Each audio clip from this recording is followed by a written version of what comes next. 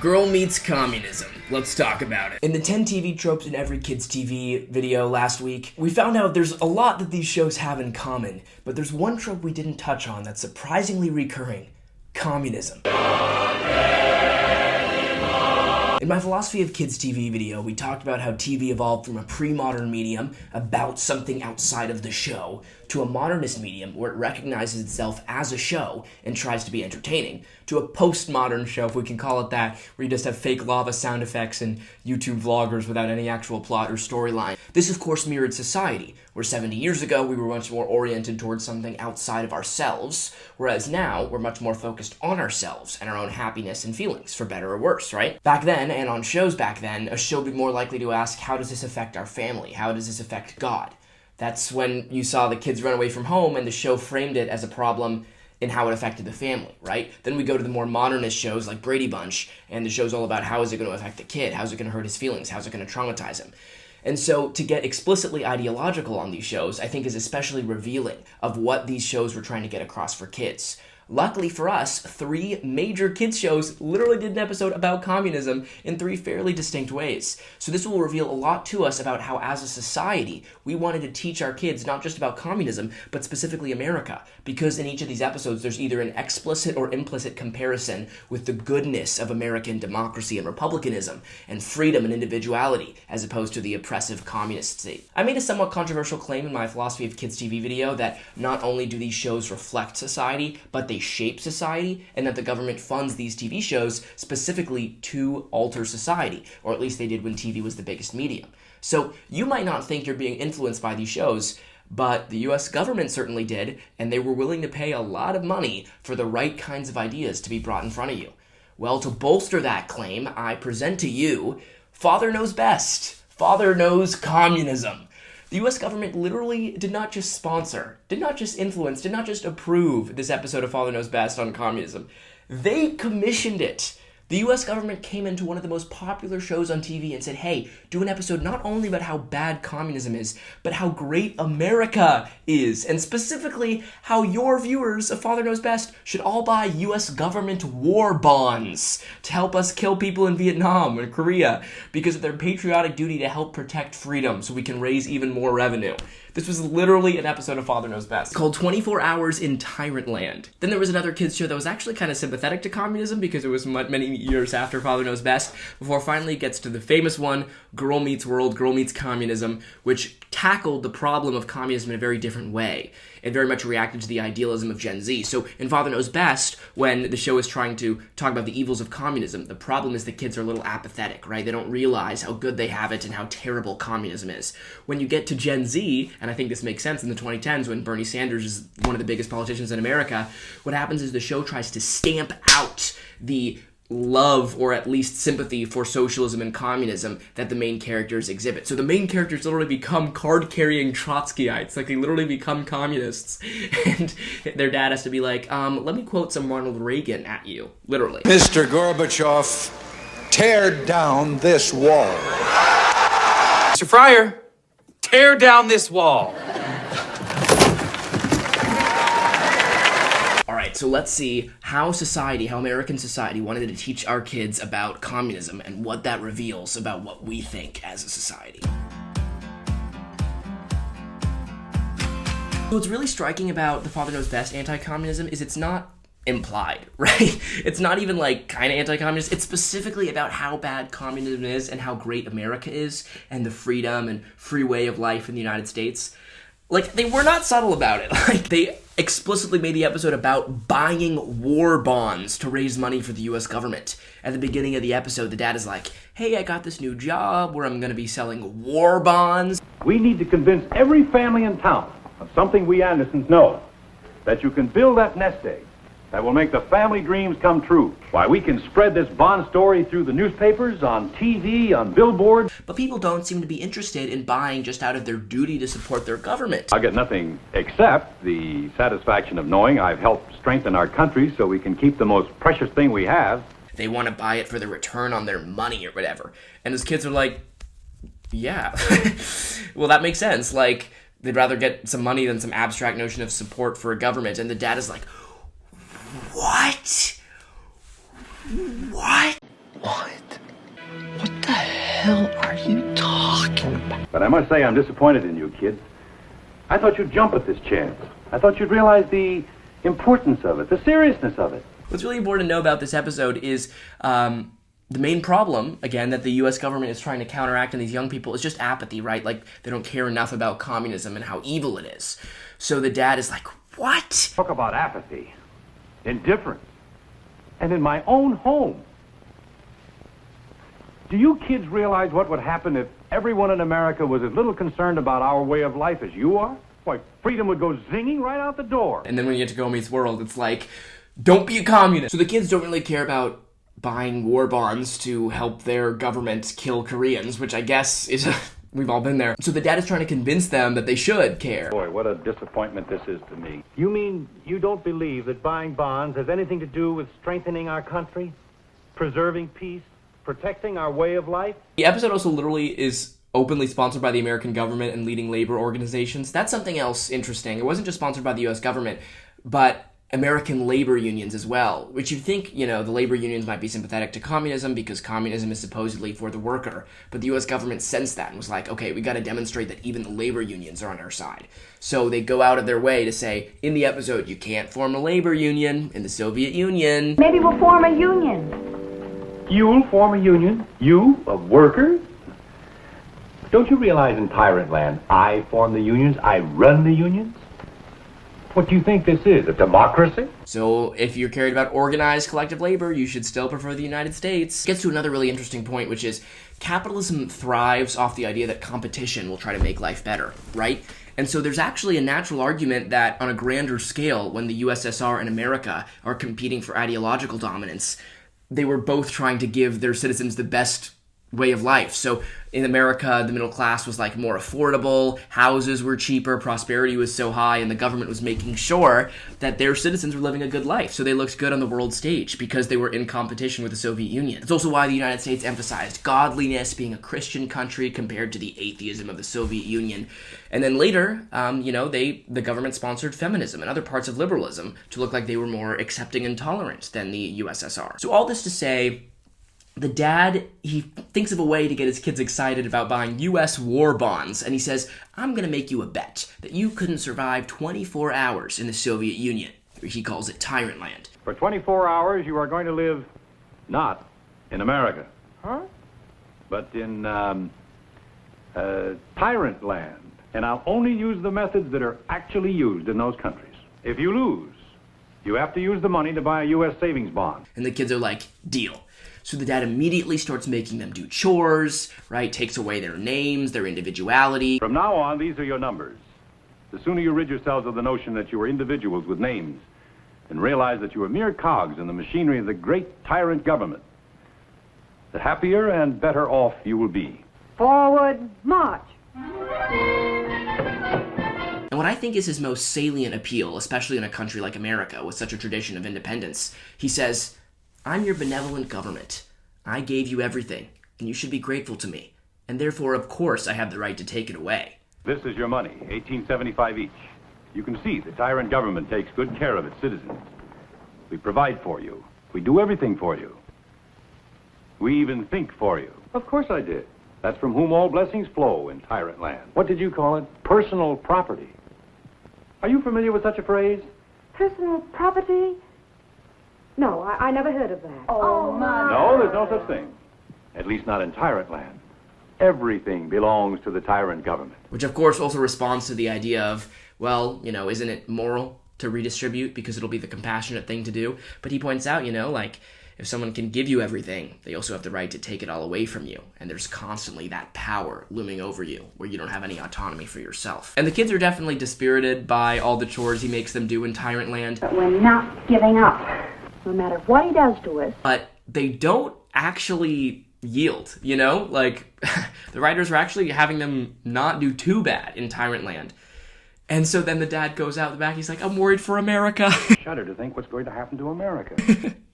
My kids have not called uncle in this experiment in the USSR, and I'm worried for America. So it's getting close to the end of the 24 hours, and they still haven't given in, right? And the dad's like, what's going to happen to America? They're still there.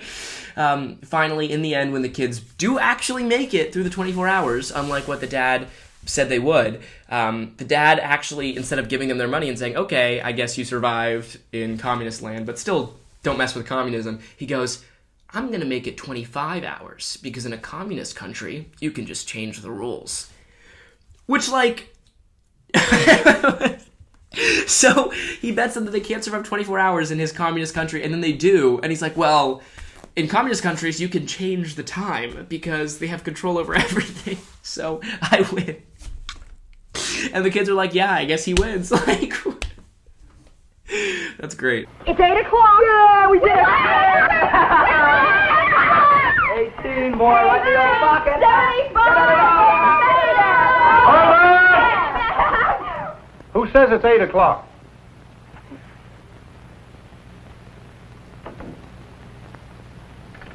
This clock says it's only 7. You can't do that. You can't turn the clock back. Well, it's against the law. In Tyrant Land, I am the law. I make the rules, give the orders. Now, wait, that's not fair. See, it's not honest. You've taken away all our rights, but this is going... Hold on, 120. You keep using such words as fair, honest, justice, rights. Don't you realize we have no such words in Tyrant Land? The only thing that is right is what we decide is right. You know, I don't know if that's how really, like, I think you can make a lot of criticisms of the Soviet Union. I don't know if their control of time is at the top of the list. In the end, they all have a literal speech about how great America is and how they need to fight for the American way of life. You know what? I sure love America. Well, so do we. And then they literally give a speech about buying war bonds. And also to remind you of the real values behind savings bonds. Sure, they are fine investments, but they also are shares in our country, helping to keep America strong and helping to stiffen our peace power. Because I want to be counted among all those wonderful and intelligent Americans who are pitching in to work for the United States Savings Bonds Program. And they have the president of the AFL-CIO, the biggest labor union in the country by a lot, talk about buying war bonds and how amazing war bonds are. And it's just fantastic how direct it is. American Federation of Labor and Congress of Industrial Organizations has given active, consistent support. So remember, the main problem they're fighting in this Father Knows Best episode is the apathy of their kids. We went through this ordeal hoping it will help dispel some of that apathy that constantly threatens our security. They want their kids to care about fighting for America. Everyone agrees communism is bad in theory, but he wants his kids to feel it. That's about to change. I've been waiting for a day like this to come. Before we get to Girl Meets World, the other show I found for kids about communism was called The Legend of Korra. I don't really know the show, but it was a sequel of a show I did really like called Avatar: The Last Airbender, and they went a little woke before there was woke, okay? Basically, in the show, their enemy are communists, and instead of portraying them as bad guys the way they would if they were Nazis, right? The communists are just like misguided idealists. You're like, oh, there goes my communists, you know, there's killing people. Hey, you knock it out, you crazy communists. They're called, like, the equalizers, and they want to get rid of all people who can bend the elements, which is all the main characters in Avatar, so they sound like pretty bad guys, like the humans who don't want any mutants in X-Men, but nonetheless, they're portrayed as, like, pretty sympathetic, and they're just trying to create an equal world, and all the crimes against them are portrayed as negative, whereas everything they do is kind of like, ah, shucks. Like, here's when, you know, these bad guys get, like, cornered, and all the main guys are like, oh no, we gotta protect those communists. You don't have the right to treat these innocent people like criminals. This is an equalist rally. There's nothing innocent about it. They are the enemy. Round up all these equalists. So you can contrast that with Father Knows Best, where they're literally advocating for you to buy war bonds so they can create military action and kill communists and Koreans. And all the little kids are like, yay! And now when you are in The Legend of Korra, trying to stop the communists is like, they're communists, leave them alone! And of course, Father Knows Best was made in the 50s, Legend of Korra was made like 70 years later, so by that point people didn't really have the same ideological bent against communism because the Cold War had ended. But what's truly striking is, I guess maybe there's some older writers who wanted to bring back the anti-communism of the... they wanted to bring it back in the mid-2010s, because around the same time, actually, you get Girl Meets Communism, right? The episode of Girl Meets World. Struck like lightning, my heart's beating like a drum. They basically have Father Knows Best, but it's adapted for the times. So, again, in the episode, the main characters literally become communists. Because I think there's like a poll that was like in 2014, 1/3 of millennials have a neutral view of socialism or something, and like a fifth have a positive view of communism. So the writers literally turn again to quoting Ronald Reagan in the episode to stop this burgeoning communist sympathies in Generation Z. Tear down this wall. So Riley and Maya become communists. Again, like no allegory, no metaphor, they're just actually communists. Comrades! I pledge allegiance! Comrades of John Quincy Adams, unite! From each according to his ability. To each according to his need. Whoa! We're commies! It worked! Yay! And essentially the way that Corey strikes down, their communism is by saying, you're gonna lose your individuality. Sound like Father Knows Best? I see you as a factory worker. Well, what if I don't want to? I want to be a factory worker. I see you as a potato farmer. Your individual goals don't matter. You're one of many. There are no social classes. Nobody is more or less successful than anybody else. That's communism. You're just going to be a cog in the machine. This is very similar, of course, to Father Knows Best, where he told them, you don't get names, you have to do exactly what you're told, you can't do what you want to do. The sooner you rid yourselves of the notion that you are individuals with names. And again, there's no metaphor. When Riley, Maya, and Farkle start identifying as communists, they start dressing the same. I'm hungry. What is happening to us? Whoa.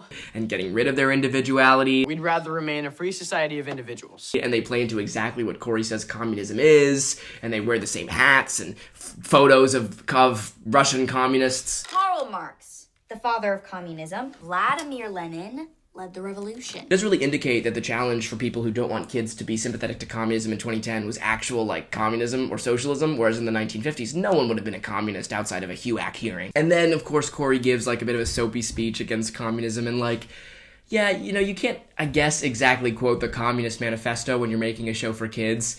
The speech feels a bit corny. I feel like it could have been a little better. Ms. Matthews, Farkle, 100%.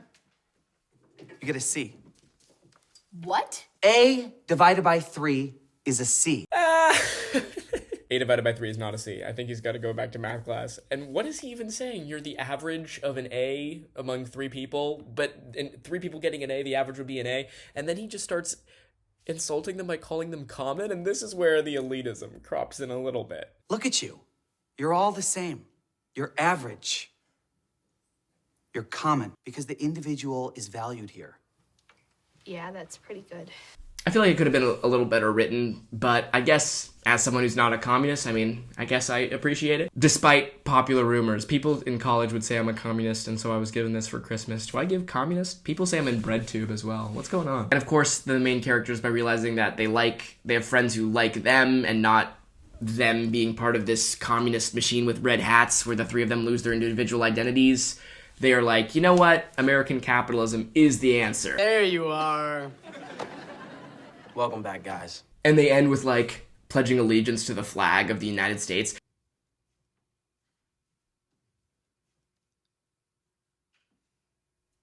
Riley, I'm proud of you. I didn't think they were going to be this explicit in the 2010s, but they were almost on the level of Father Knows Best, not gonna lie. And her dad being like, I'm so proud you realized how great America is compared to those communists. And of course, no other country can you imagine this happening, right? There's no episode of a Canadian show where at the end they're like, and that's why I pledge my allegiance to Canada against the dirty commies, or Sweden, or England, or Australia. This is a very American ideal, where America believes in herself more than other countries do, I think. One moment that was a bit interesting was Riley venerates John Lennon in the episode, saying he's a communist. And I was like, okay, that's an interesting point. John Lennon, obviously a very beloved figure, definitely had some left-leaning sympathies. This is going pretty deep politically for a kid's show. But it turns out John Lennon for them is actually the quintessential capitalist, and her parents point out that he was an individual, so therefore he's a capitalist. In the words of the president of communism, You may say, hey, hey, I'm a dreamer. John Lennon and Groucho Marx were two incredibly talented... What? Maya? Individuals, sir. The point you're trying to make is that a free society breeds individuals. And if you like John Lennon, you should like capitalism. And you, Maya, and you, Riley, were thinking of Vladimir Lenin. Vladimir Lenin led the revolution. Who, of course, if you don't know, is like famous dictator, killed millions of people, sort of was the first person to implement communism in Russia in 1917. So it's amazing that they're literally putting, like, Vladimir Lenin, the precursor to Joseph Stalin, in the episode. Bringing up John Lennon was such a missed opportunity because John Lennon literally said in an interview that in the song Imagine, the song that Riley started singing at the dinner table, he said the lyrics are virtually the Communist Manifesto. And he called for a, quote, British socialism. Yoko Ono, his girlfriend, said that John believed we are all one country, one world, one people. So when you have the kids literally wearing the necklace of, like, Vladimir Lenin, the writers aren't exactly hiding the ball here, because, you know, who would endorse Vladimir Lenin, who massacred and murdered millions of people? So yeah, it's pretty straightforward. If you've got John Lennon, the capitalist, versus Vladimir Lenin, the communist, like, who they're gonna pick. But the episode is tied together so neatly that, like, you know, they have some serious moments where they reflect on how good America is, but I feel like one inherent drawback of the kids' sitcom show format is it is still at least the way it's normally done. It's taken on such a surface level that I just feel like if you watch the soapy speech at the end, someone else could come in and give a 5-minute speech about how really capitalism is what reduces you and takes away your individuality, and a communism allows you to be your full self, and I feel like all the kids would stand up and become communists again. So again, some of the parts do feel a bit hokey and a bit in service of the plot. Maybe that's inherent limitation of the format, but it's still an interesting way to see how these shows developed on their explicit ideological grounds. Father Knows Best was like, everyone agrees in America that communism's bad, but we're worried some Americans don't feel it hard enough. And then you get 70 years later, and The Legend of Korra is like, hey, you know, communism, let's try it. Like, it's not that bad. And then Girl Meets World, who I guess was written by some Cold War era boomers, who was like, no, communism is the worst thing ever. Some Zoomers are becoming communist adjacent, so let's make a Girl Meets World episode to stop that. The national mythos, Nazism, is the worst thing in America, and we've sort of embraced the idea, especially after 1945, where America became the global hegemon, that us defeating Nazism puts us in stark contrast with them. So we're always trying to be the opposite of the Nazis versus the communists, who we sort of were trying to define ourselves against for 50 years. And then when that war ended, we end up with the episodes of The Legend of Korra we looked at today. But to counter both of them, we try to emphasize America having liberal qualities like freedom and not being oppressive or tyrannical.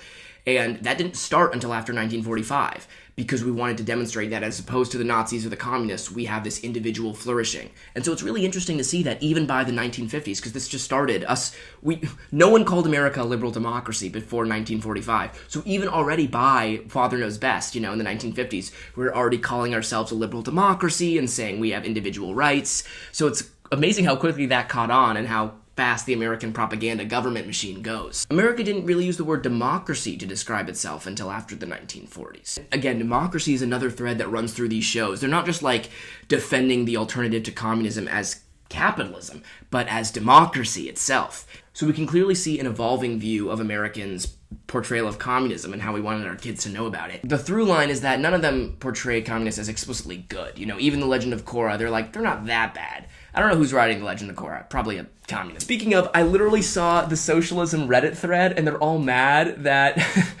that Girl Meets World was, like, against communism.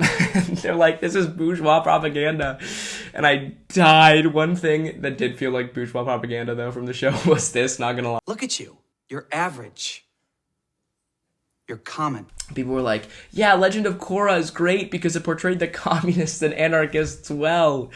But the funniest thing on the socialist Reddit thread on kids' TV shows, I have to say, is when someone commented the real communist show is iCarly, because in their theme song they say, someday you'll see the world will be so wonderful. And that's like a call for communist revolution.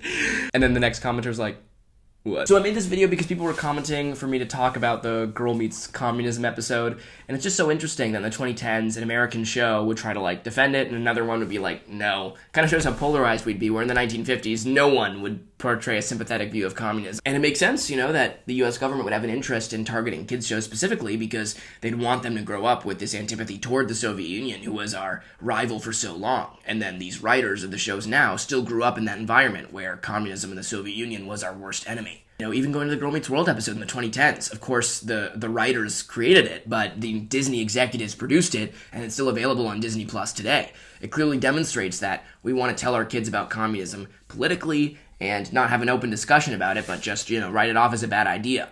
What do you think? Do you think it was a bit cringe when the shows were so explicit in, like, a political platform? Or do you think it's kind of cool for them to really take a stand for something and then help you also understand what they're trying to convey as societal values? Or in the case of Father Knows Best, that the US government is paying to ask you to buy war bonds. Can you imagine America doing that today? Like, here's some war bonds so we can send them to Israel to bomb Gaza or something. Like, we definitely have a much more adversarial view of our government than we did with Father Knows Best, which is also revealing. Because then it was, you know, clearly a good thing to fund your government's war efforts. It was just a matter of getting your kids to care about it more fervently. Thanks to our patrons, Bob, Eric, Guy, Matt, Rasmus, and Saba. You guys make this possible. You guys were the first to know we're doing a communism episode. If you want to be part of the community and say what we should talk about next, join me there. If not, I'll see you in the comments.